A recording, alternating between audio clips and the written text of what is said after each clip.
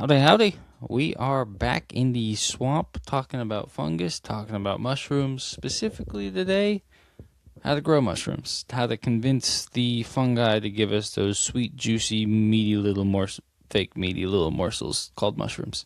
So, if you look online, it can get a little bit confusing. If you search fruiting conditions, how to fruit mushrooms, fruiting chambers, surface conditions, whatever it may be, any of those type of searches, you'll see a lot of people kind of arguing on forums, super specific blog posts or videos, and a lot of it will be saying timers should be set at 2 minutes on, 5 minutes off versus 2.5 minutes on or 4.5 minutes off, or your humidity should go anywhere from exactly 86.75% all the way up to exactly no higher than 91.25%. Whatever it may be, you get it. There's a lot of specifics. It doesn't really matter. It does if you're at a really high scale, really large scale, high scale production. A lot of these controls can make for some really nice, really consistent, beautiful fruit production. But for home growers, for people growing for themselves, for their family, for their friends, for community, whatever it may be, for many of you probably watching this video on how to grow mushrooms, you don't need to be that specific. So as confusing as people online sometimes make it seem to grow mushrooms, they've been on this planet for what? Billions, millions, however long they've been existing. Mushrooms are some of the earliest living things. Fungi they're older than we are. So they want to survive. They know how to survive. They know how to thrive, and we just have to convince them, and we have to give them the chance to do so. Really. So that comes down to thinking about how a mushroom thinks, and focusing on how a mushroom interacts, what it needs, and how mushrooms are produced, rather than trying to find the perfect numbers. You just know the concepts, and that makes it a lot easier and a lot cheaper to be able to run and fruit and produce your own food and mushrooms, whether that's in your closet, in your backyard, in a tub on the counter. Know what you're looking for, and it makes everything that much easier and that much better. So the biggest thing to realize is that the mushroom isn't the organism. The fungi is the organism. So just like an apple and an apple tree, the common metaphor comparison here, the apple comes from the tree, has seeds inside. The mushroom has spores, comes from the mycelium, comes from the fungus. The mycelium is the vegetative structure of the fungus. It's the tree of the apple.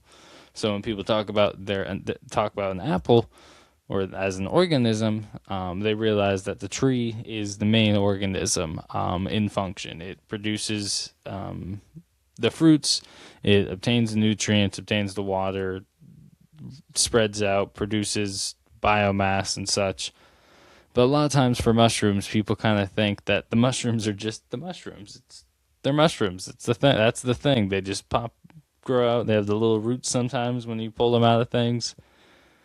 But really, the main organism doing most of the work is the mycelium, and the fungus is just the fruit. It's just the reproductive organ of the fungus. So if we have a happy fungus, if we have a thriving fungus, then we can have nice, happy, thriving mushrooms. Imagine you're a fungus, you're in the woods, you found yourself a nice, dense, juicy oak log down somewhere.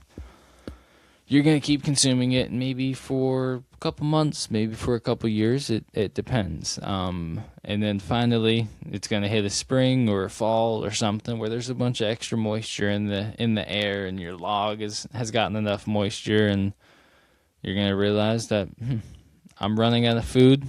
Got competitors on either side, or maybe just only so much log. But you've got the conditions, and you've got enough. You've got enough obtained from the log over your time working through as the mycelium spreading across the log, consuming, gathering nutrition and resources.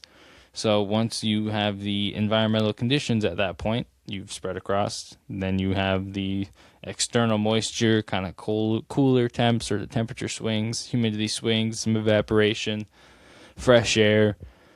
You realize, wow, this is my time to shine. If I produce a mushroom right now, it's got the best chance to survive. It hopefully it won't dry out. It's been moist, it's been wet. There's enough moisture in the air right now, so the mushroom themselves, which are 90% water, won't dry out.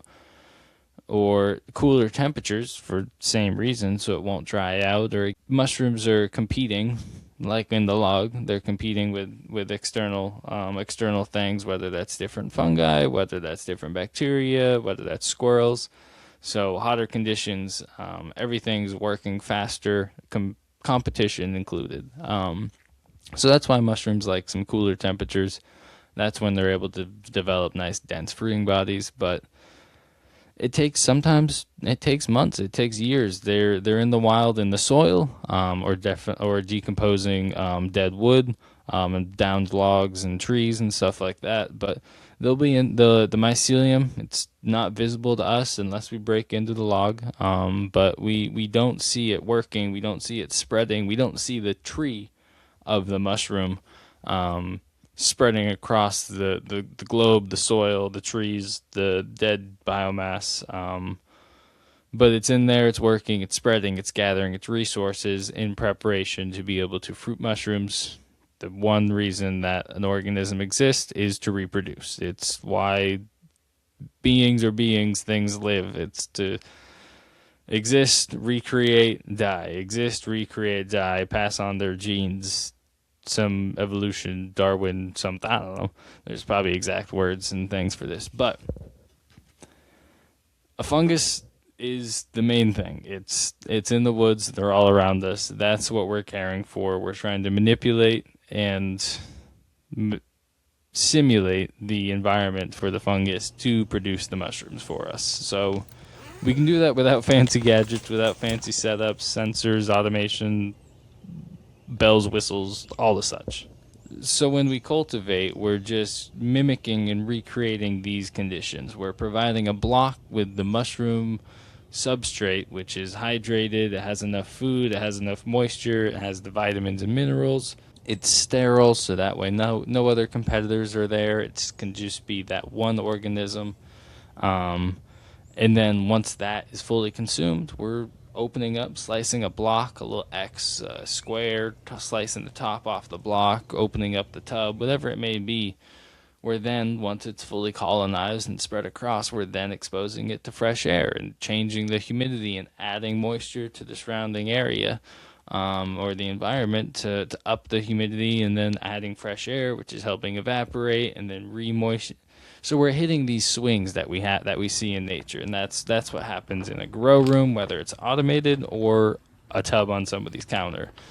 These swings in the humidity and the consistent moisture in the block triggers the fungi to reproduce and create those mushrooms. So the first thing is food. It's the block itself. The mushroom needs something to be able to produce sustenance. Many fungi produce similar materials, but also depending on what, there's going to be different. So a lot of the main cultivators that we work with, whether it's oysters, lion's mane, enoki, shiitake, they all like hardwood. A lot of times hardwood sawdust blocks, sometimes supplemented, sometimes without. Oysters and such, some will also eat some straw. Lion's mane doesn't like straw. Wine chips like wood chips. Button mushrooms like compost. Cordyceps like insects, or brown rice and such. But they all have their food. And their food provides them all of the nutrition they need, but it also provides all of the moisture needed. Mushrooms are 90% water. Reishi, I think, is lower, maybe like 70. Check me on that. But Rishi's lower, but most mushrooms are 90% about water, about 90%. You catch them at the right time. I've harvested some lion's mane that sat out too long, and I think those were like 98, 96% water. They were wet. So It's impressive, really. So that's the block is the food, but the block is the water battery. It's the water storage. It's all of that that lets the mushrooms fruit and provide large, dense, actual fruits. That's why colonization and a good, healthy, full colonization is so important, because if a mushroom is that much water, it's going to need access to all of its substrate to be able to pull and wick up that moisture and put it into the fruits on top. Once you have a fresh mushroom block, you'll feel it usually like about 5 pounds. Once you get a couple flushes off of that mushroom block, some of it evaporation for sure, but a lot of the biomass, it goes right to the mushrooms, and so you'll get a couple flushes. You can get like 2 or so pounds, 2+ pounds off a 5 pound block, and so by the time you're done with it, the block is half quarter of the weight, and it's mostly all that water that's just gone and it turned into mushrooms. And then what's left is the substrate that's then been broken down. A lot of the lignins been broken down, and kind of some of these different vitamins and minerals kind of just opened up and released, processed by the mushroom. But with this full colonization, we're able to access everything. So whether that's a garden bed, a log, a mushroom block, a tub, whatever it may be, you have to kind of allow for that organism to spread and gain access to all of its nutrients and supplementation, but also just be able to kind of almost like root down. It's just like a plant, you know. For a lot of different crops, you want to be able to provide the plant with enough vegetative time before it starts to fruit, because you need enough structure, you need enough root mass, you need enough, just on different levels, the structure and the nutrients and the maturity of the plant to be able to fruit properly. And so if we want the fruits to be to their full potential, and so mushrooms are the same way. If we want things to be to the fruit, if we want things to be to their full potential, we need to let them fully colonize, so that way they can kind of access everything that they need to, that should be in there in the substrates and in the media that we're providing. So while the blocks need to be pretty moist and usually about field capacity, which gets you anywhere from mid 50s to 60% moisture in the block is field capacity, which you can hold and squeeze, and you'll get one, maybe two drops out. But like if you're squeezing really hard, you're forcing it. But you don't want it dry, but you want like a drop or two to start to come out, and just enough that it's enough for the water, for the material to hold without kind of losing any of it. So it's right at that full capacity. And so even with all of that water, in the block, for the mushroom, you still need the humidity oftentimes. And so some species can go lower humidities, but some species are fragile. Mushrooms are pretty wet, moist, fragile little fruits, and so you want to have a moist, humid environment.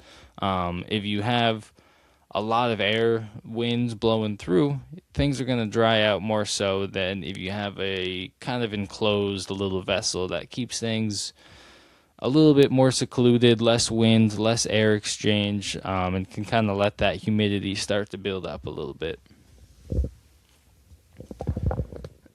And so I've had mushrooms growing in humidity anywhere from 30% while the temperature's in the 90s, to obviously in the ideal range online, it was anywhere from 70 to 90%, depending on where in the stage you're at and what mushroom.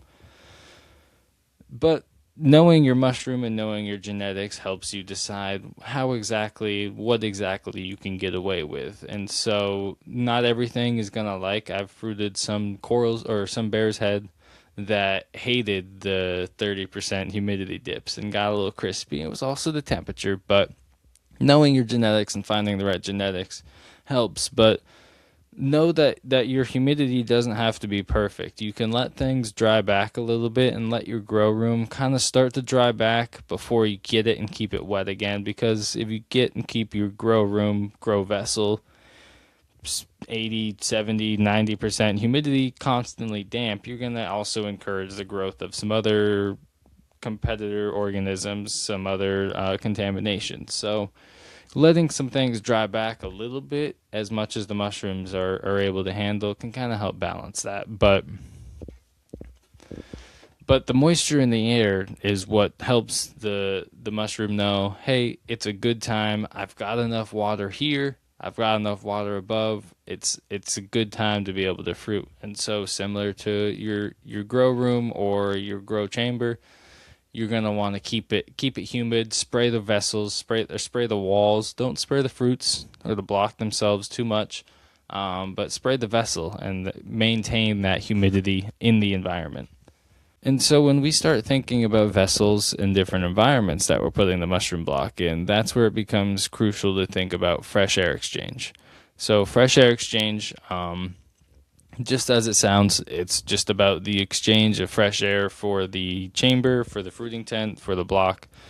And some species are going to like a higher fresh air exchange than others. And so what that is mushrooms, mycelium, fungi, they breathe just like us. They produce CO2, but they breathe in oxygen and exhale CO2. So the blocks or the chambers, the fruiting chambers and tubs, whenever there are mushrooms in there metabolizing, working, it's putting off different levels of CO2, some higher than others, but it's building up some CO2 in there. So you have to put some holes, some tape, allow some fresh air with a fan, whatever it may be.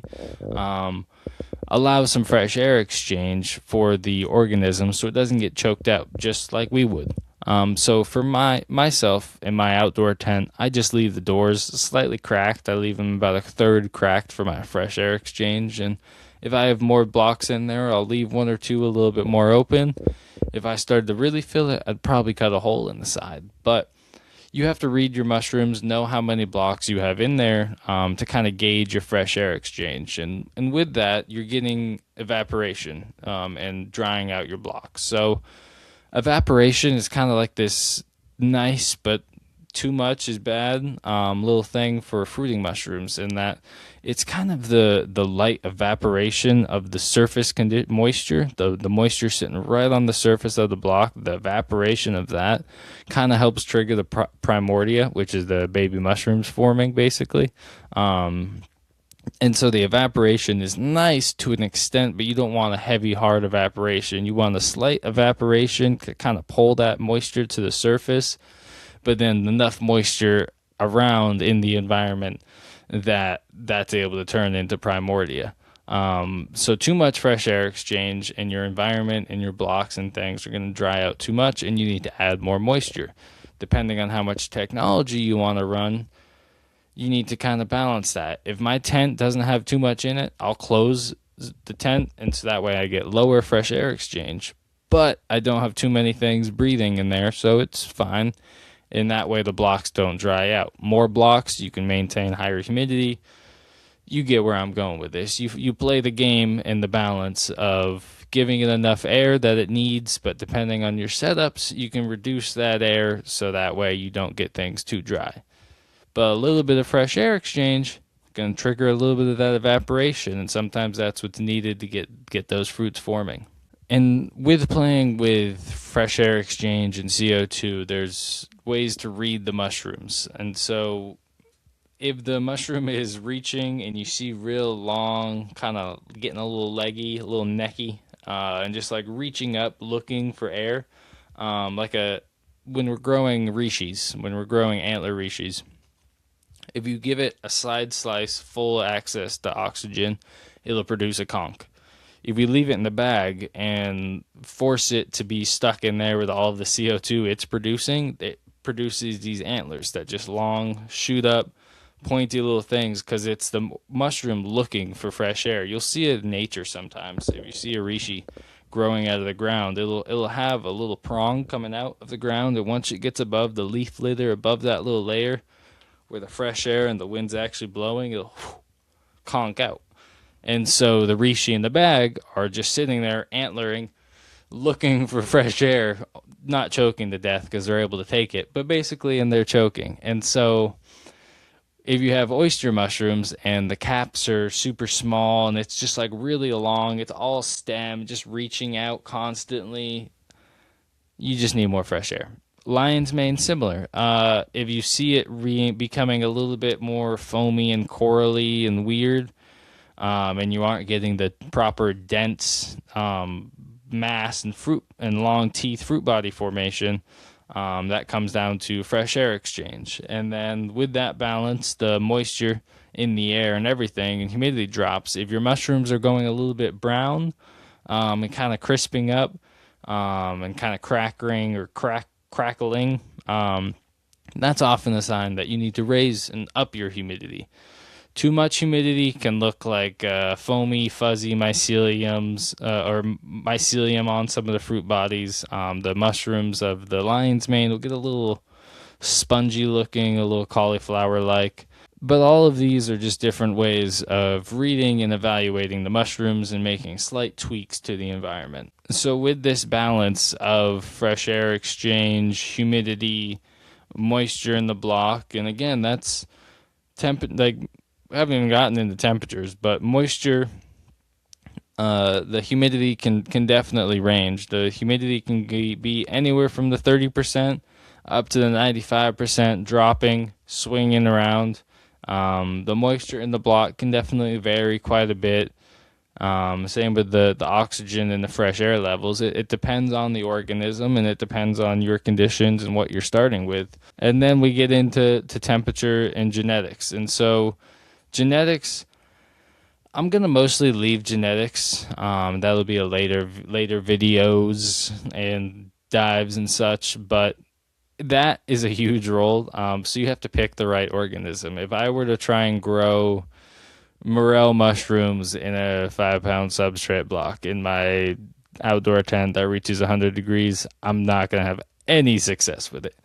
If I try and grow a heat-tolerant lion's mane or oyster species on a 5-pound substrate block in my warm outdoor tent, I'll have success. So genetics matter depending on specific cultivars, warm heat-tolerant lion's mane versus non-heat-tolerant lion's mane.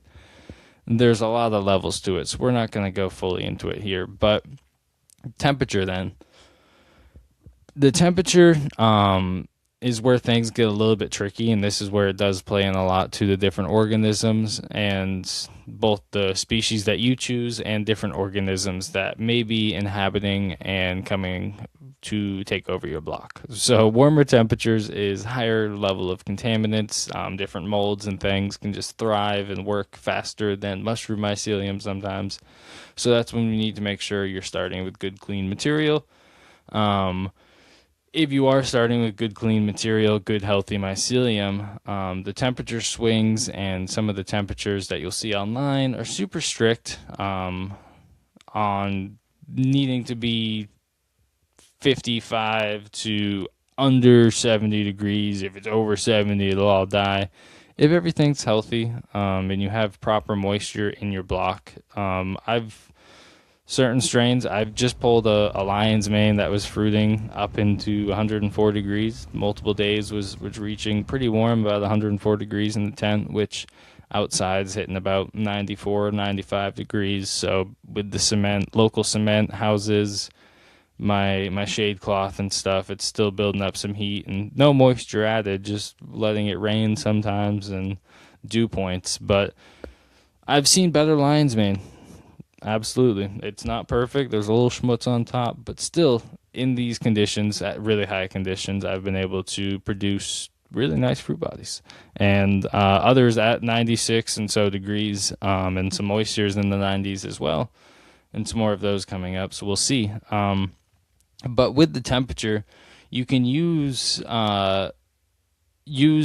temperature dependent and fit it to the cultivar you're using, but you can use humidity to even play around with your temperature. If you keep your humidity lower, and then it gets really, really hot, really, really warm in your tent or in your grow environment, you can use humidity and the evaporated moisture. You can use spray down, kind of wet down your tent, up the humidity, and in doing so, you're going to help drop the temperatures, which can be used sometimes if you're hitting some unusual peaks and things in some of your growing. But being able to then manipulate your temperature by using a little bit of water and a little bit of humidity can save you on some of those sketchy times. And so with temperature too, we're going to see a range of growth speed and growth patterns. And higher temperatures is often going to lend itself to thinner mushrooms, kind of stretching out a little bit more. And they're also going to grow a lot faster because it's just faster, warmer metabolisms are moving faster. So you'll see faster growth for good or bad in some of the higher temperatures.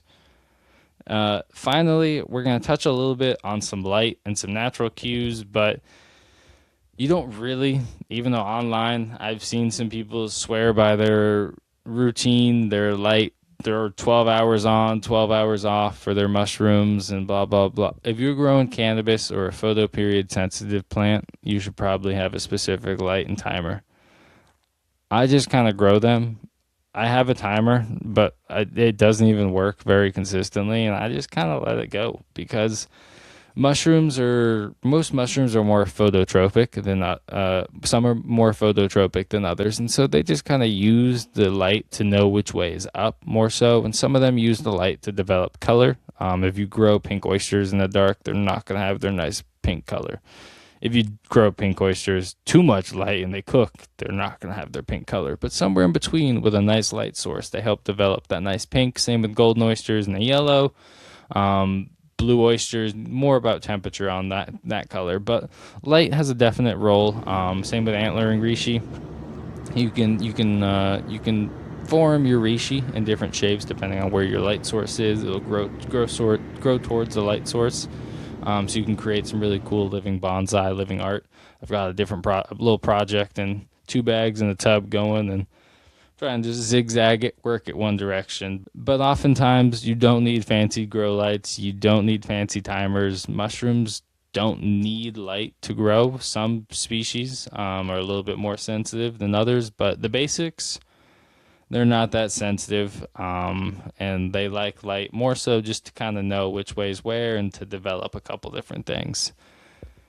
Though, fun fact about light, mushrooms are really good at producing vitamin D or a similar compound. I think vitamin D just in a slightly different form, but it's really good and helpful for humans to take up. I think it takes like 30 minutes for some mushrooms, and they get like you'll be able to get your daily amount of vitamin D, or maybe even more so in like a super bioavailable way.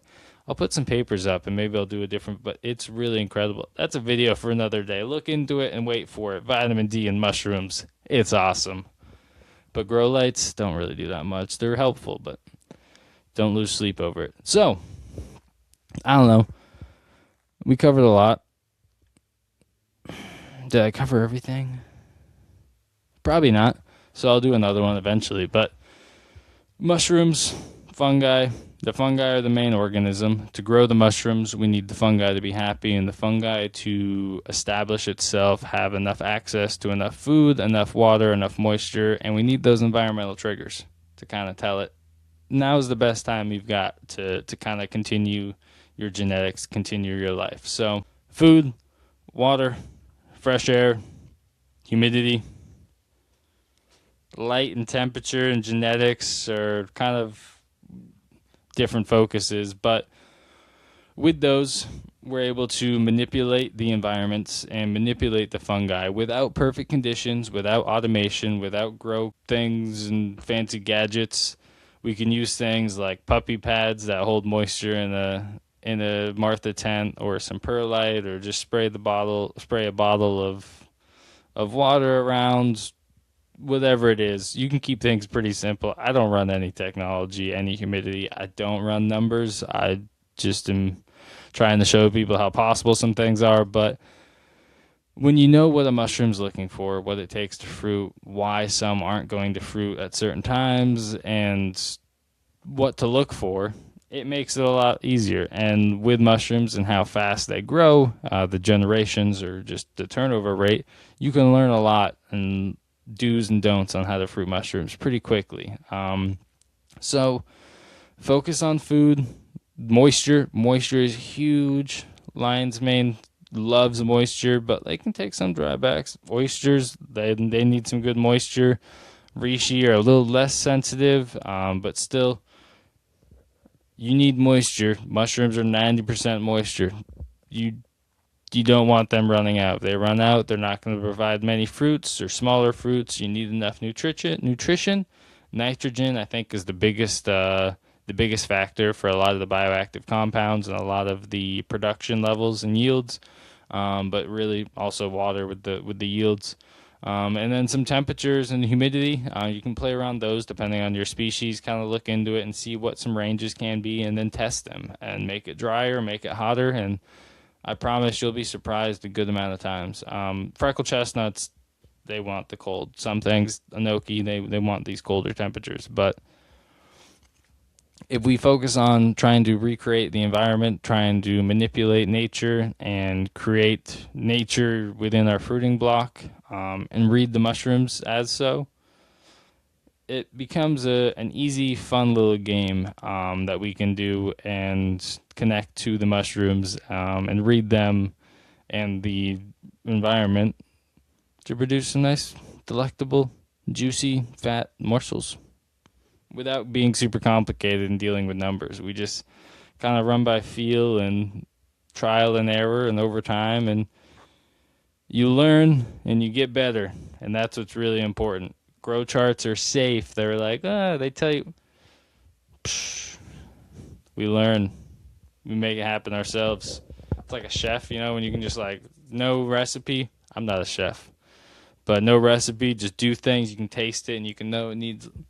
Same concept. Once you get into it, once you start growing, once you understand what a fungus needs, what mushrooms are trying to do, what mushrooms look like, what they look like when you give it more air, more humidity, less humidity, you start to make a lot of progress as a grower, as an individual, and then you get excited to keep cultivating more and keep trialing. So don't be afraid to fail. Try some things, get weird, grow mushrooms. They're easy. They want to grow. Keep it moist. Keep it swampy, as they say, as I would say. I don't know who else would say that, really. Yeah, I guess that'll about do it. I don't know. This covers some stuff about how to fruit mushrooms, how to grow fungi, and specifically mimicking nature, and looking at kind of how fungi and mushrooms interact and them as an organism to better produce some fat, juicy flushes. So maybe I'll toss a couple up on the screen if you made it this far. Comment, let me know how you like the fruit. If you're having any issues, let me know what you're growing, and let's keep growing. That's all I got. I'm out.